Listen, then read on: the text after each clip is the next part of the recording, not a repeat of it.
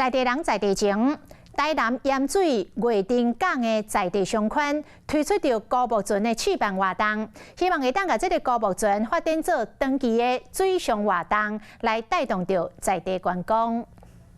台南盐水月丁港每一年元宵节来时，都会举办灯会。这区嘛发展出在地商圈，亲像这摆就举办白茶帮船，希望当发展这个水上活动。大家来到盐水玩，不仅可以看风炮、看灯节。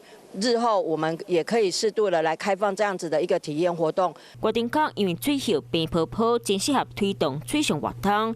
伫咧22号开放民众报名，现场嘛有教练和救生员伫咧边协助，和真侪民众拢走来体验。跟我们想象中所谓的划船的感觉完全不一样。然后平常唯一接触过，应该就只有坐天鹅船啊、踩水那一种的。这摆推动水上活动，唔那互民众当用无同视线来看月丁港，嘛借月丁港优势，互游客伫咧咸水地当白茶帮船，希望推动这个活动，带动在地观光。